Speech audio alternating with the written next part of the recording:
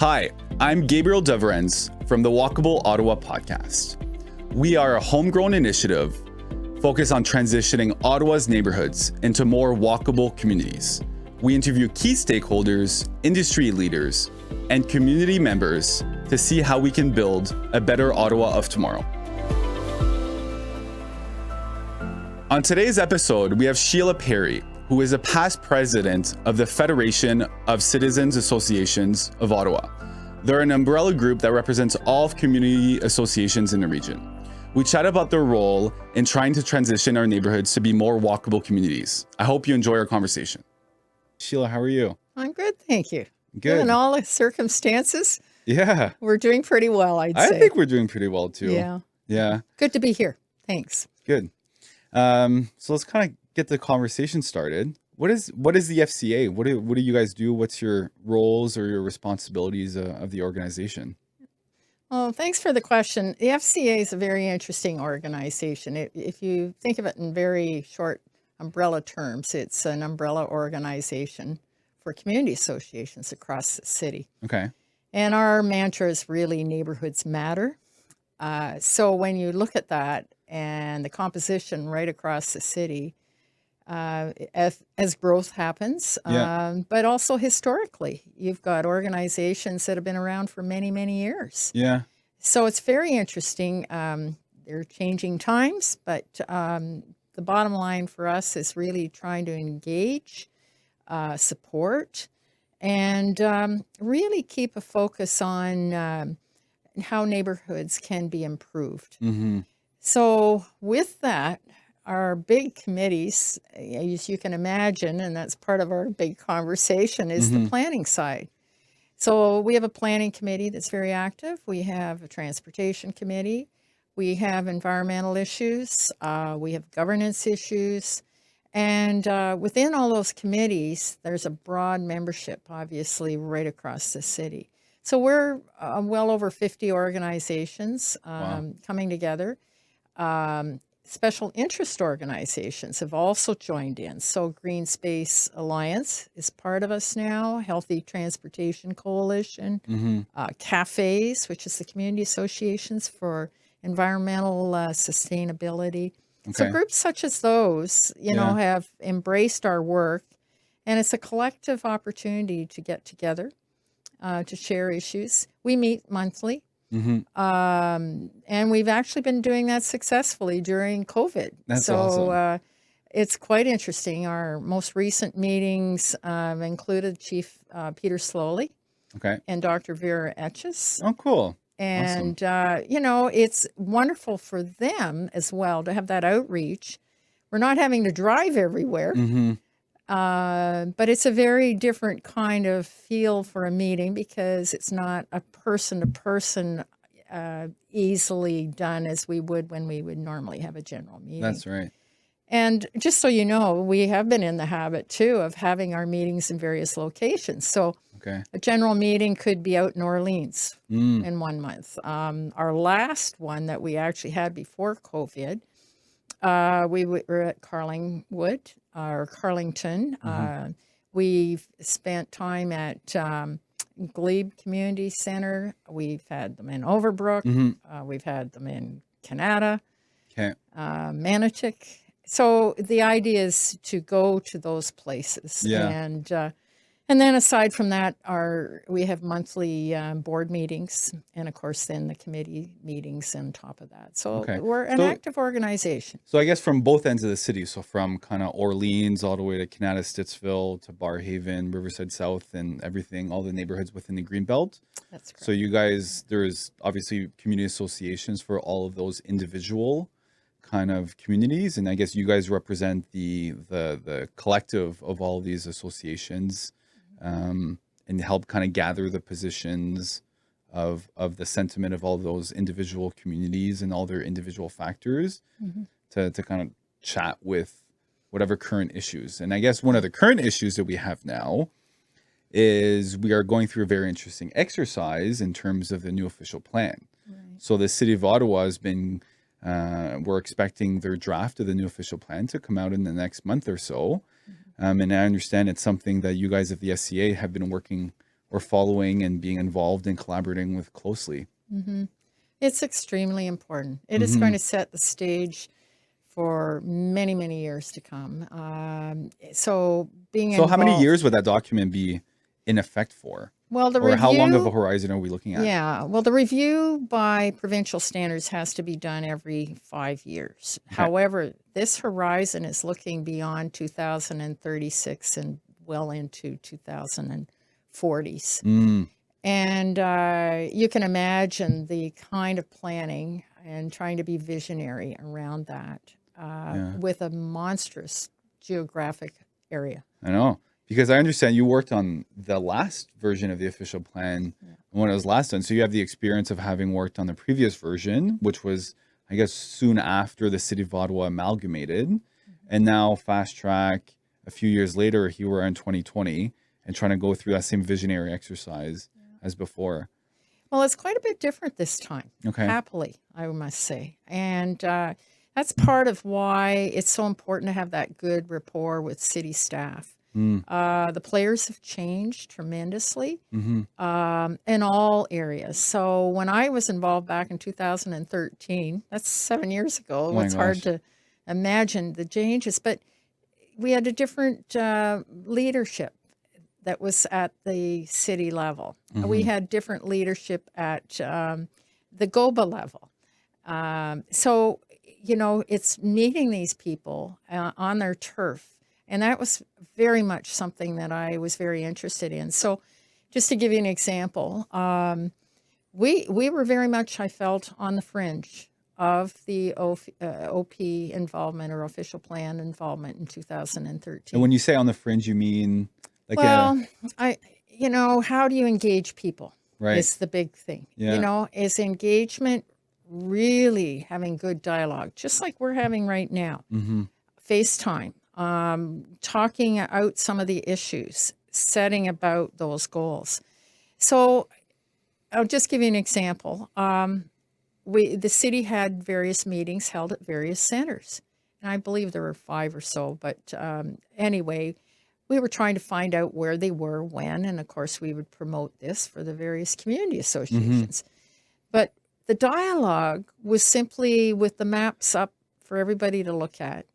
And we really did not get to some of the heart of the issues. So one of the big things was that looking at the transportation link to the airport. And when we had to book our own rooms adjacent to the city to be able to get the dialogue. So, it was awkward and it was uphill sledding, I'll call it, all the way to try to make sure that happened. The big difference this time, and I have to say it's leadership 101. It's Steve Willis and his leadership and his team. So we've got Don Hernwire and you've got Alain Meglowitz, who are helping lead a lot of this. And the Engage Ottawa kind of momentum. And you're seeing that on the website, and happily that's there because given COVID, people are trying to find ways to still be involved. So this time round, you're seeing, a very strong framework of 5 big moves, being the platform, and staff put that forward. City Council embraced it. Now we're moving forward with trying to get the growth management plan details and what that will entail. And we should be hearing about that later in November. So what were the 5 big moves from the city? What was their kind of direction in terms of what they're working on right now? Yeah, so very interesting. Resilience jumps right off the flat. It really grabs my attention right away. That's one of them. Economy is another. Mobility is another. So when you start to look at that, and design, which is good because you start to look at that in neighborhoods and how does that affect.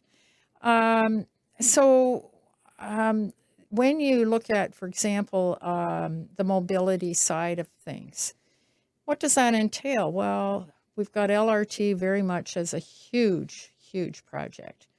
Some of the building around that and the intensification, how's that going to work out and how that's going to play? And if mobility is tops, on this. Does that include walking areas? Does that include cycling areas? Other means of getting around than just the car? So that's an example. Economy strikes me as an absolutely critical piece right now. My worry personally is seeing the plazas that we've got, which is very much, I would say, probably in transition. They're being challenged pending how frequently people go back and forth. If you look at how people are ordering things online, that's huge, that Yeah. industry. Look at Shopify and what they've decided. They're working out of home. And that's happening in many, many, many communities. I know in Overbrook, we're seeing that, work out of home, do Zoom, do your meetings, etc. So the economy, how do we deal with that? And CBC had a very interesting discussion on this yesterday, looking at some of the small businesses, that we don't lose them, Yeah. because that brings the neighborhood focus. Absolutely. And the other piece that I would say that it has really struck a welcome chord, certainly with me, but with, I think, many, is the discussion around that 15-minute neighborhood. And that gets into, what is it we want in these neighborhoods? What do we really want to preserve? Because you don't want to throw everything out for intensification's sake. And, studies in health, et cetera, we have to be so mindful of that. Yeah, it's very interesting. I find there's as I've been more involved in involved with Walkable Ottawa, and reading up on the issues and looking at it from things from a different perspective, from just a simple urban planning perspective, from a zoning perspective, from the real estate market and some of the supply issues that we're seeing on the resale market now, either for rent, for buy, and the big jump in prices, but also just anecdotally spending time with people and seeing kind of what their experience has been like as they're spending more times in their neighborhood, right? So now you talk to people, they're starting to notice things a little bit more. Are there sidewalks? What am I close to? Instead of going for coffee breaks with somebody in the office, you're going to going for a walk with your neighbor or something like that. And it's such a very, I find it so important, because that concept of 15-minute neighborhoods, which means that, residents are within, 80% of their, weekly things that they would need, grocery stores, pharmacy, that kind of stuff, within a 15-minute walk. So, which equates to 750 or meters or a kilometer, depending which way you're looking at it. And, if you kind of pick random sample, random spots across the city, you notice that not many neighborhoods are actually walkable, and the neighborhoods that are walkable now, the Glebe and Westboro and Hintonburg, well, they're quite expensive to live there, So it's, how do we introduce that kind of lifestyle that to other communities across the city? And there's certain just kind of looking at the way the city's built, you have the core neighborhoods that were, built, let's say, before the Second World War. And then you have the big wave of construction after the Second World War. And how do we kind of integrate those neighborhoods to be more walkable? Yeah. That's really important. And, I think we're seeing that more now. Look at your own situation, how many people are walking far, far, far more than they ever did. Yeah. And how many have dogs, for example, and That's it. the pet industry, et cetera. But, all of that aside, it's quality of life for people. And if you're looking at more of that coming out of the home level or in a neighborhood, Or the community level. and the community feel, and how do you embrace that? So no quick answers on it, but the one thing that strikes me in terms of like this 15-minute neighborhood idea is, it's almost a little bit like doing your inventory of a checklist. Do you have the grocery store? Do you have the amenities? Do you have the things that people really, really need? And then can they get to them? Now, car's always going to be around in my view, but, it's just the reality of you're going to be, in many cases, having to cart things, big items, etc.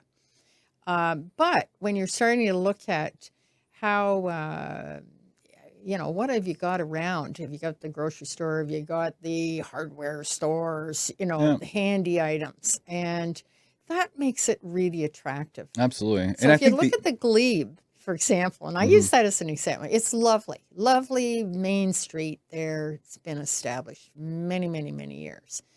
That street character is very important Mm, to retain and not abuse it. yeah. And you've got businesses along there, but then on the periphery, this lovely group of neighborhood avenues, walkable, beautiful trees, Hmm. and it's got that history. If you go to one of the suburb areas, that's a tricky piece Hmm. because many of those people are having to completely rely on a vehicle. That's right. So the planning to help that, and that's why I mentioned, the five big moves, the economic side of that, hopefully the city planners and all of us will be on side for really saying, here's what we really need in this neighborhood. Here's what's missing. And So how do we get there? how do we find out as a leader of a prominent community association? How do you make sure that your voice gets heard and that you're part of that conversation and that you feel, that you're the input that you're gathering, the sentiment from the community associations that you represent, gets translated into policy? Well, that's a tough one. The That's the million dollar, million dollar multi-million dollar question. question. But That's it. all kidding aside, we're all volunteers. And Yeah. I'm not sure I mentioned that at the outset. But what's really important, there's a passion that goes with that. A lot of times people will say, oh, it's NIMBYism. Well, no, it's really what works. And that's a very fine line in all of Hmm. this. People who've made that investment in their neighborhoods, they have that passion.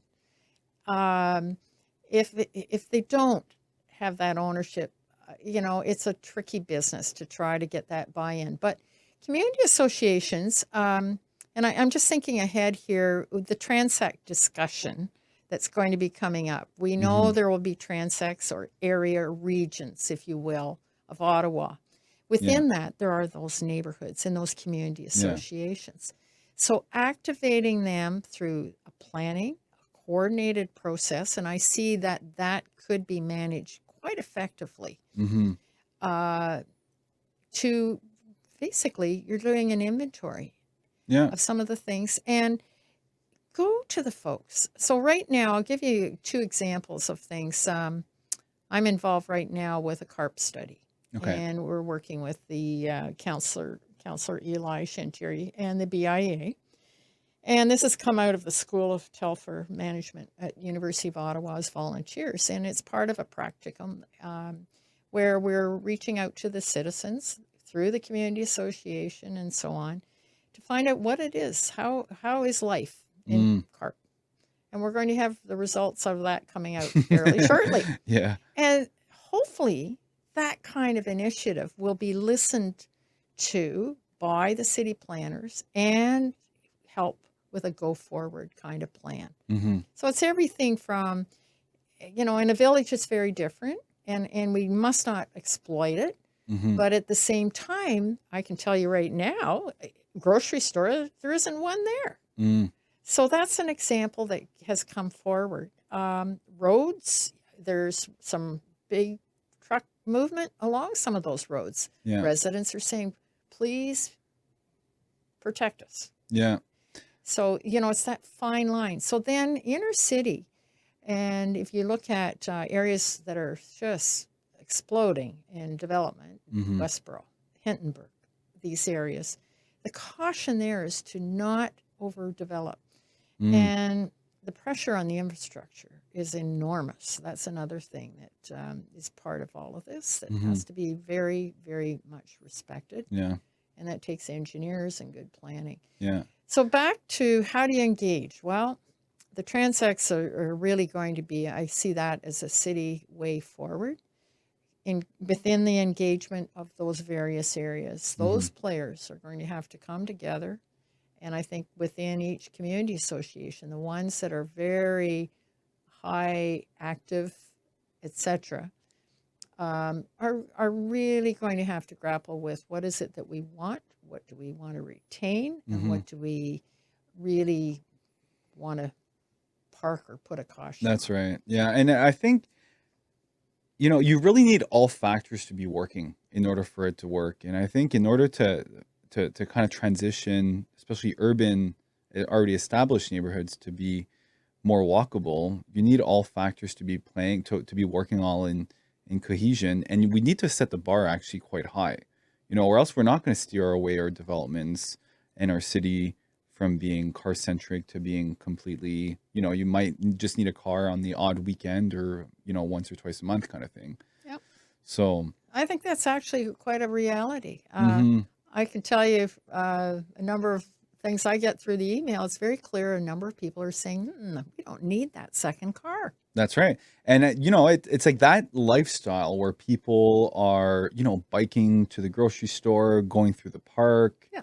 or biking maybe to work or something like that. It's such a healthier lifestyle. And now, we're at this kind of juncture where life is hard, and it's taken a toll on people in terms of their physical wellness and also their mental health wellness. But when people live in a very active community that has maybe a greater density than what they might be accustomed to in other parts of the neighborhood, that lifestyle choice, I think, holistically is healthier because there's more people, there's more connections, there's more people when you're walking down the sidewalks.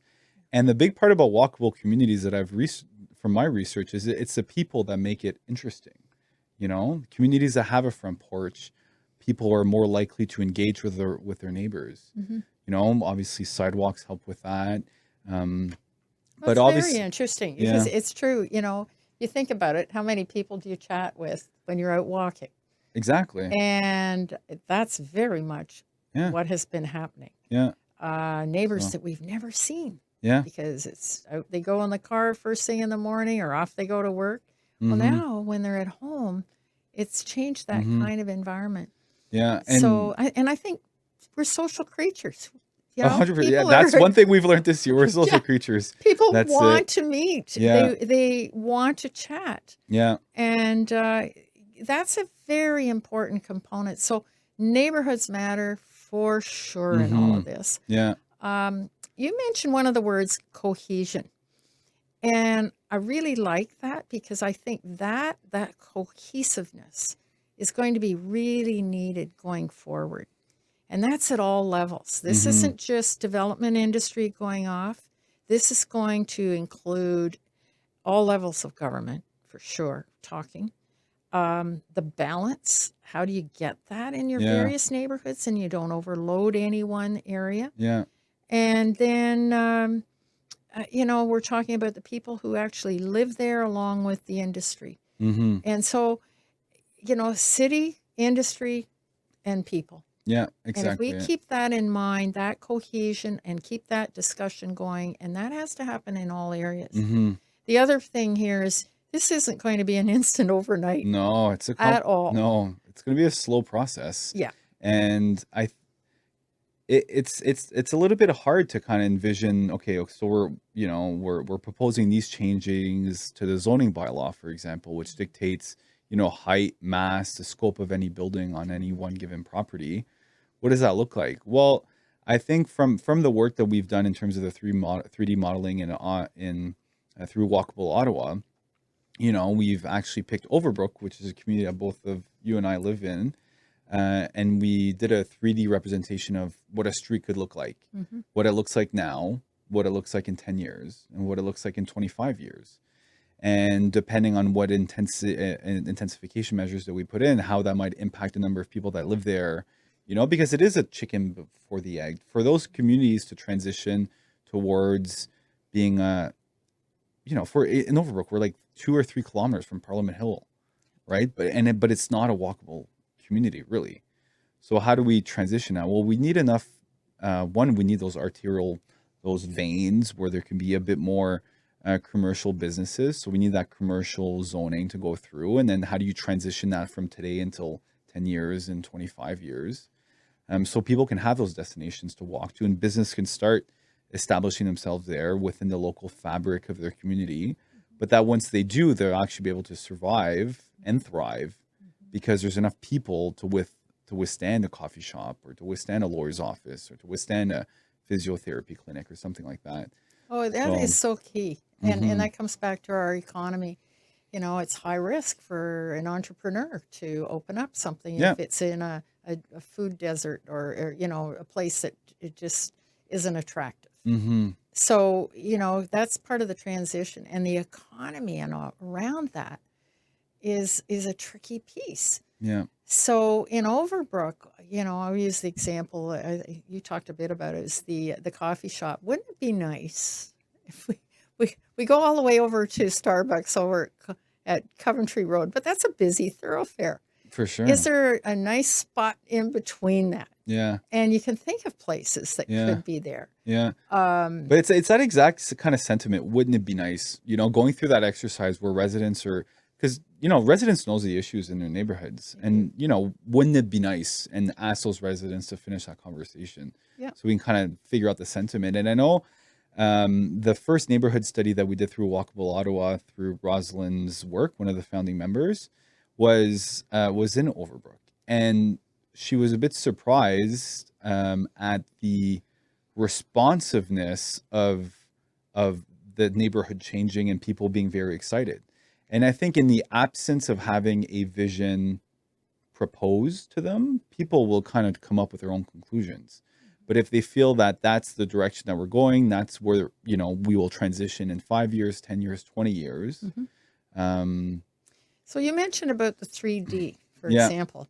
Visuals work. My education background is in it's education. And, you know, put a picture in front of people, imagine what could be done. Yeah. And actually that exercise was done in the Glebe as well, I know with Carolyn McKenzie and group. But that has to happen in various areas. For So sure. back to the word And we should, residents intensification. should be told, they should be shown exactly, you know, because it is a big ask. These people are heavily invested in their communities, and it's a big ask. You know, the city's changing. There's 400,000 people coming in the next 20 years. There's a lot of different dynamics at play. We're growing in a lot of different directions. And if we're going to say, hey, your neighborhood, you know, can tolerate, you know, 10, 20, 30% more density, or maybe more, maybe less, depending on what how old the neighborhood is and how well established it is, well, show me, you know. And I think if you show them a logical kind of picture or framework, then you will get buy-in and you will get engagement through that So process. you mentioned zoning, and I think the other is the intensification. Yeah. Those two are key. They're very, So we know the province has given us the direction of moving on the intensification, but to define that in various areas, not exploit it, is a critical piece. And that's right. where people's backs get up, I think. 100%. And there's eyesore developments, unfortunately, and probably each community that residents can point to. Yeah, but you the know? city staff can help us with that, and I think that's where, you know, the next exercise in the official plan will be going through some of that zoning within those transects. It's a huge role.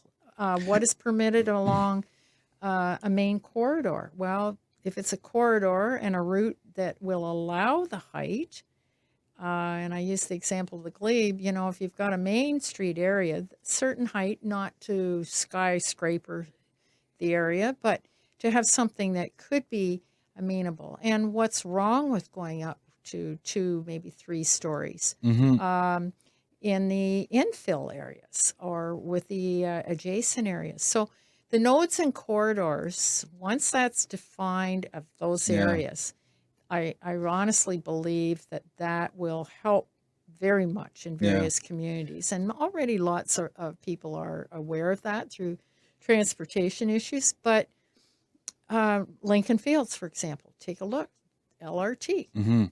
Look at the change potential in that particular area. And it's attractive in that area, not far from the Ottawa River. Yeah. You can see the interest that could happen. Older neighborhoods such as ours, which is Overbrook, you know, aging buildings. We're seeing a lot of those come down on a lot. Up goes maybe 2 or 3 semis.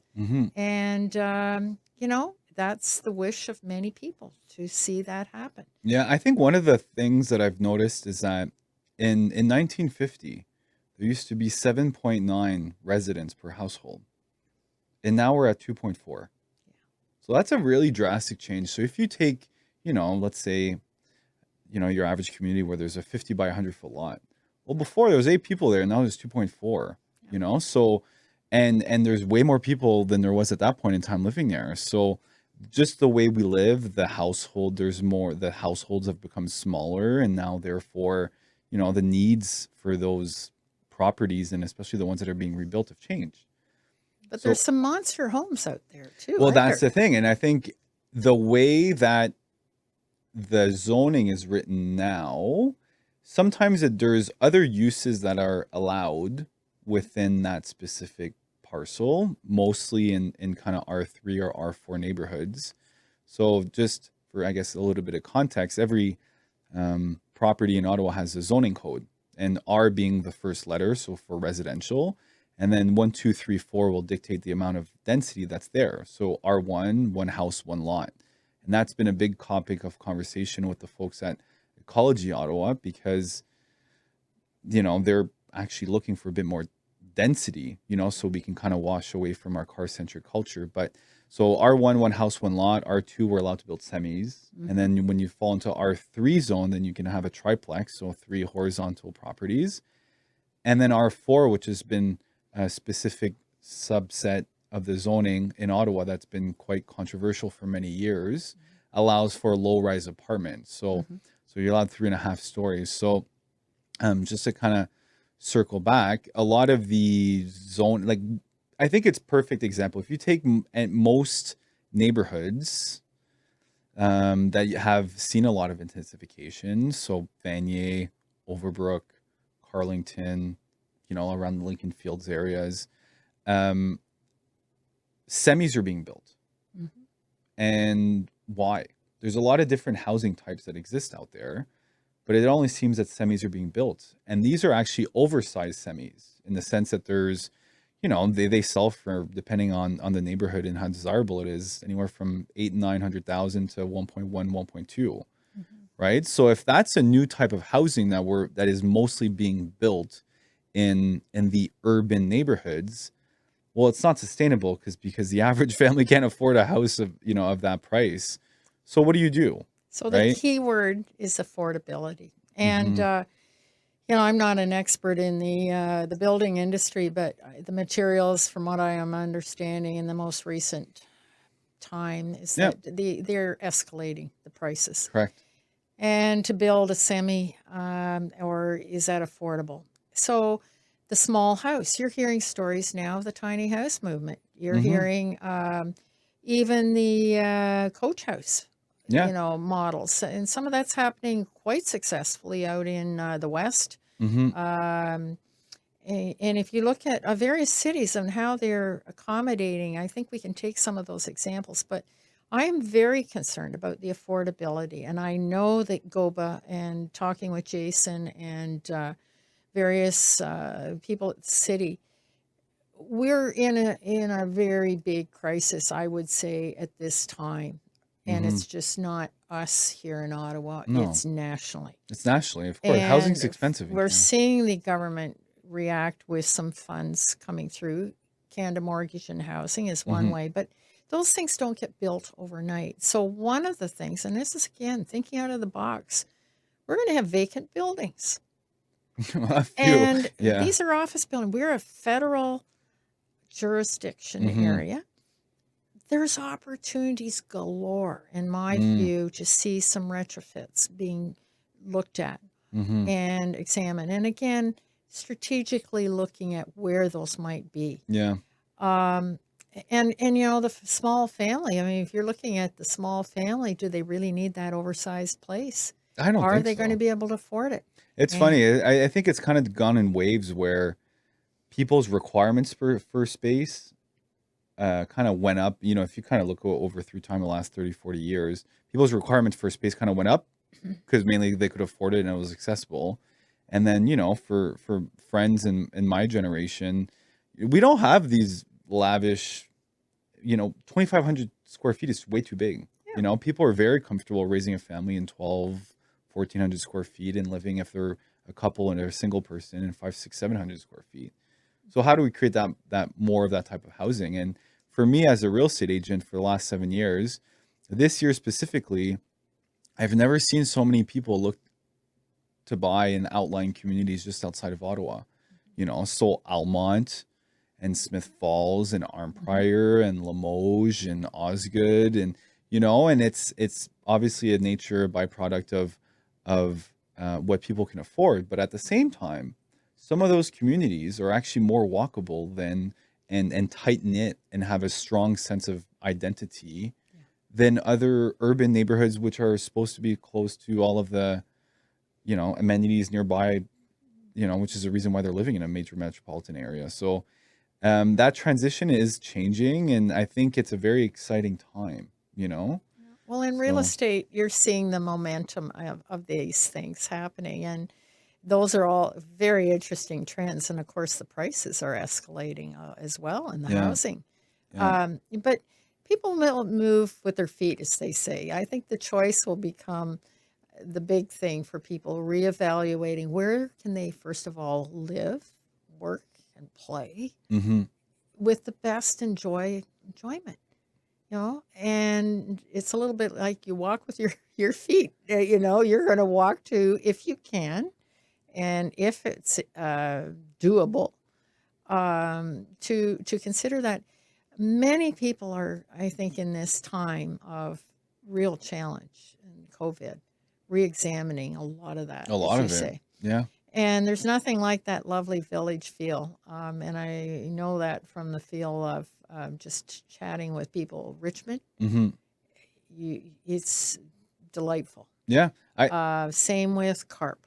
yeah, So can we create that village appeal within our neighborhoods? I think so. I think every neighborhood in now has their own little personality, if you want. The Glebe's a little different than Westboro, and Hintonburg's a little different than Old Ottawa South, and Vanya's a little different than Overbrook, and so there's already that kind of feel and personality to it. But I think it's there needs to be more engagement of people, and I think how we organize space fundamentally. We can look at zoning in terms of what people are allowed to build from when they own the land themselves, but in terms of city amenities, sidewalks and It's parks critical. and community centers and schools, um and certain things are kind of lacking. But it's Well, you've raised and I'd like to jump in on that because that those spaces, community spaces, mhm, the parks, and I know Ecology Ottawa and trees and so yeah, on, make that enjoyable, healthy type of environment. It comes at a big cost to build a community center. mhm, Um, and that has to be something completely on in the planning stage on this. It's not just your shopping side of the world. It's what you have for spaces for gathering, sports, activities, etc. So where are we going to derive the funds for that kind of thing? Development charges, and that's a big discussion we're having right now with the city. Are we in a position, and are the builders in the position with looking at a bit of a restructure in that? mhm. And that makes better sense. And how are we doing next to other cities? Are we below, on par, or way above? Well, In when it terms of being a in place terms of for the a builder to kind of build, right? Because there's and the obviously development tax. charges that go with that. That's right. And do you want it? You don't want to make it prohibitive because your goal is, I think, we're saying that intensification. That's been part of it. Definitely. Looking at the various neighborhoods and what can be done, but how do you achieve that to make it attractive enough to get the right kind of build? Hmm. Which comes back to, do we want the monastery homes? There'll probably be a few out there that'll always want to have that. Yeah. But for the person who just wants something totally functional, and there are a lot of people out there who are single, who smaller family, completely, the kids have gone, maybe they want to downsize. And you're seeing that happening. I've never seen so many people online with trying to get rid of things or sell them on, But I think that's part of the culture of transition that we're actually going to be seeing more of. Yeah. So anyway, it's a very interesting thing. The feel, what I like about the Walkable Ottawa very much is the feel of, you bet you want to have that very happy place that you want to live in. And the choice around that will be a number of things. Convenience, obviously. The environment is a huge, huge piece. Yeah. And of course, the neighbors and the people there and the places that you like to go. Mm-hmm. You get up and walk, and every day, can you walk in your neighborhood? That's it. Or are you hitting the traffic? Yeah. It's been it's coming into this process of starting these podcasts and going through some of the engagement and collaboration part of the exercise. Sitting here now today, I think there's more commonalities than people might think. Like the builders aren't really completely at odds with the residents, and the environmentally organized or Ecology Ottawa and some of the other organizations like that.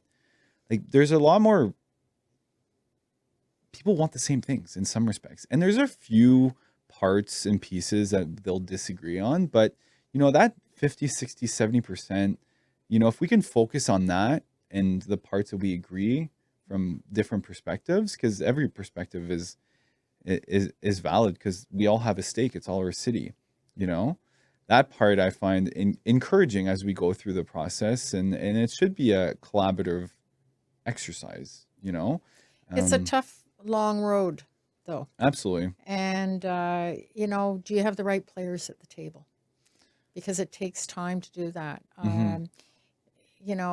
As of right, what could I build if I was a builder? And does that neighbor know, whoop, suddenly they get a notice? Well, can you have that conversation with that builder? And we've actually done that quite successfully with some of the builds in Overbrook. And I'm thinking of Murray Chown, where we've had very good conversations for some of the semis and the type of design. And that gets into design. Is it a box or is it attractive? That's right. And is it going to fit? So those kind of questions need to be discussed. And, I would just love to see it part of any build where the builder actually in the proposal has that discussion with the neighbors, or if the organization is there such that they could help facilitate that. And often that's the biggest challenge right there. It takes time. It takes energy. Yeah. And you have to think about it. They're volunteers in their place. They're not paid. In terms of the development industry, working with the development industry is critical. And that was one of the big joys I've had in my conversations with Jason and his team of people there, that I think we are able to look at some of these issues. We may not agree on all of them, but we're having the conversation. It has to continue. What would you describe as kind of low-hanging fruit ideas? Things that we can really tackle right away and kind of introduce within some of the policy changes that are coming at the city? Because sometimes I find it, we can get, from my conversation with Rob Barnes from Ecology Ottawa, we're talking about targets in 2040, 2050, but sometimes that kind of longer term horizon might lose some of the stuff that's right in front of you, I was looking at their long range strategic plan, and, trees, ecology, we don't dispute that at all. In fact, we embrace it fully. And that does take time. But if you take a look at a site and you're going to go wall to wall or within that meter or half of the lot line, there's going to be a dispute in an older area for sure. And we've seen them in Overbrook with the older trees. And and we'll have to have something where you can walk through. So when you ask about the low-hanging fruit, what can immediately be done? I think the conversations we're already having are very, very important. The outreach to the various groups and organizations. When it comes to the Transact information, and I will be very interested to see how that all goes forward. I think within that gives you a geographic area. So hopefully the planners have that in mind. And of course, we've got all the issues around the transportation and the LRT. And we already know that there will be permitted heights, et cetera, that will be coming up and embraced because of that proximity. But the real stuff that matters right now is, how do people get from A to B? And can we help support these folks?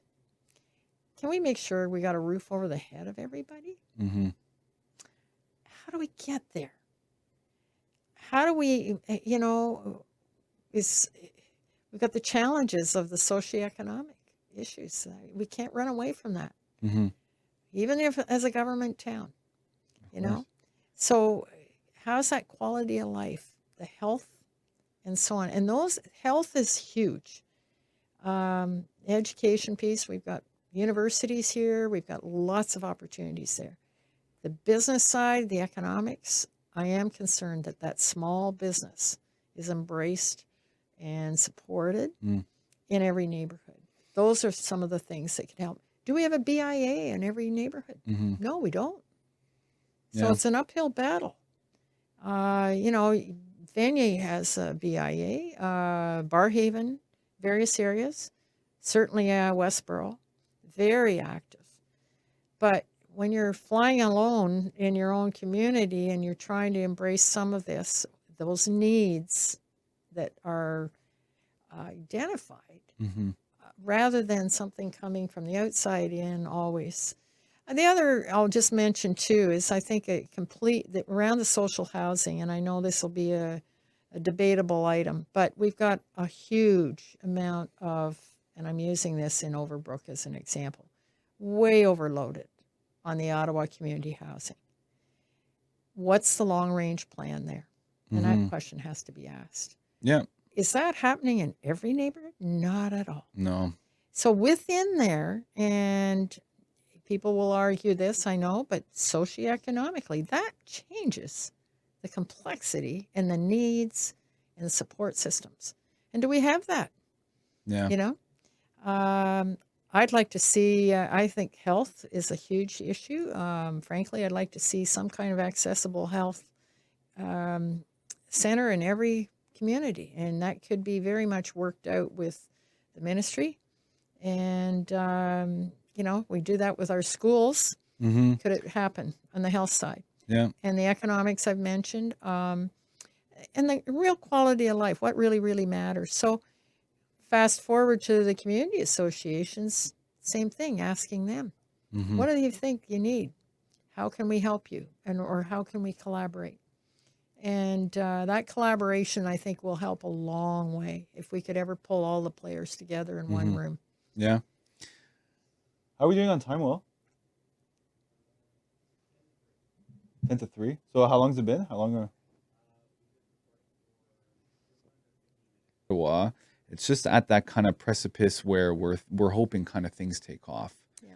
So well, a very good move was, I think, the collaboration. We're just having this chat now, but for folks who may be listening in, it's important for them to know that at our most recent planning committee, of which we meet monthly, we had Rosalind speak to the Walkable Ottawa so that the membership have a better sense of what the purpose is of Walkable Ottawa.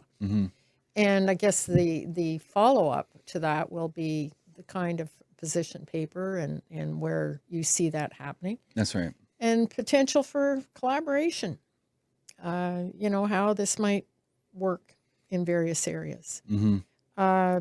So there's a lot of pieces. It's a stepping stone for this. And, of course, city staff, it's really important that we have some kind of understanding about what will work or what the general plan is.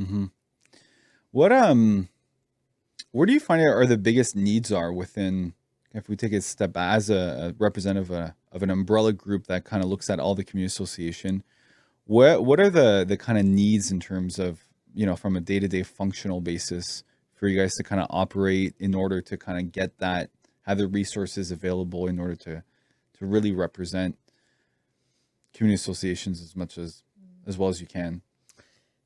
Well, right off the bat, and this is going back a bit when I first got involved with FCA and started a planning committee, I just said, I want in every community association to have the same planning committee or have something existing that you can look at all the proposals. Now, that takes a lot of time. That's a big commitment.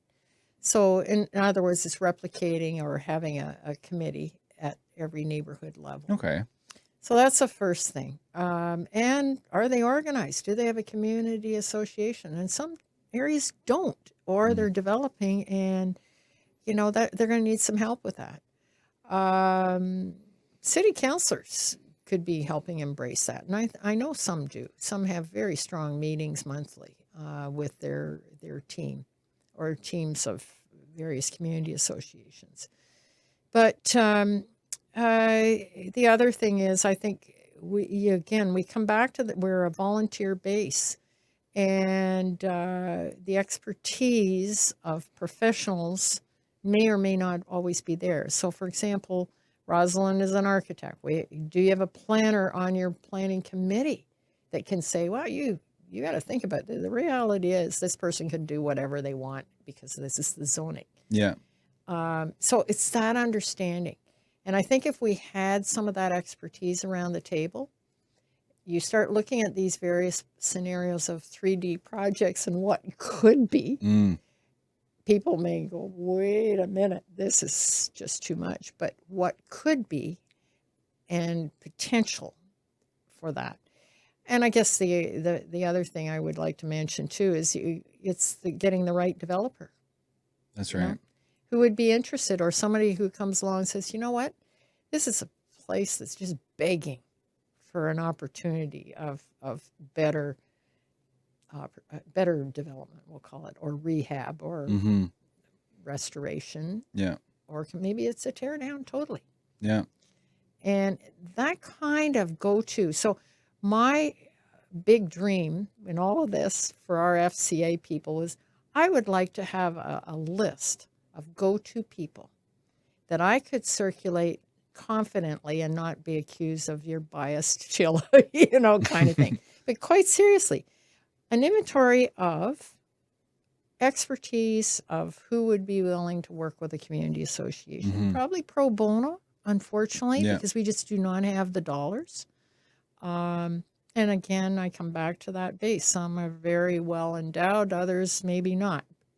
So lawyers, developers, planners, architects, those The I whole could go ensemble. on. Yeah. That's it. And that'd be a big step forward. And that's something I've talked with some of our members about. And it's to find a way of doing that.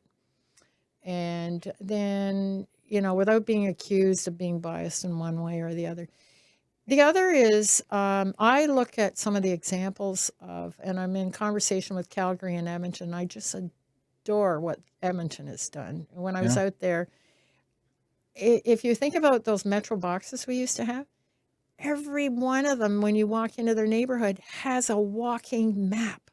Oh, cool. Now, we did that in Overbrook a few years ago. We created a map. I mean, it's now outdated a bit, but the streets are still there. Yeah. And you would know where the amenities are. Yeah. It's not just the Google map, thank you very much. No, it is something that is a walking, or here are the places of interest you might want to walk to and explore. So if we could get that, those are two things very simply, in my view, that would be a big, big start. And that creates, the map itself would create very much that neighborhoodness. Well, how, because especially in certain neighborhood, you see those signs that says stop intensification, you know? What would you say to those people? Well, I think some are hurting. Let's put it that way. And the anger, the angst, the overkill, perhaps, of an area. When I read about in Ottawa South, I think it was on Hopewell Avenue, and I went over there to see the next door property, their balcony or walkout had actually collapsed into the infill. Okay. I thought something's very wrong here on this. So, that kind of thing where clearly there was not an established kind of maybe protocol inspection, and that's part of bylaw, and that's not an easy thing. So intensification has to be understood, first of all. It is a mandate by the province, number one, okay? And I'm not a city planner, but what is the right kind of infill? And I think that's what we're talking about in many cases. The other thing is, what is it you want for your area and what's permitted? And I may take an appeal on something, but R3 or R4 allows the developer to do it. So what's the best saw off? And that's why I come back to these conversations are so important with the developer. Maybe you don't like that accordion outside kind of metal. Maybe it's the color. Could we make something a little bit less intrusive or ostentatious, kind of thing? Could we get something? And I've seen that happen where there's been some very, very good kind of adjustments. So, the signs, I think we'll always see obstacles in that way. Some people just say, I just don't want any change. Yeah. So change is always going to be an issue. But I think we're in times now that people are really re-examining and reevaluating. And this is educating folks, number one. And I think the other part is, what are the rules around all this? Are they tight enough? So more engagement, more education, more people need to know from a zoning perspective, right? So, yeah. Are you going to put a high rise in the middle of an R1? Well, no, probably not. I don't think so. Probably not. No, but unlikely. Maybe there's appropriate locations nearby on those corridors. Yeah. And actually, if you look at our example on North River, not North River so much, but on the Vanier Parkway, that's a corridor. And down in Vanier area, you've got a number of high rises along that corridor. Yeah.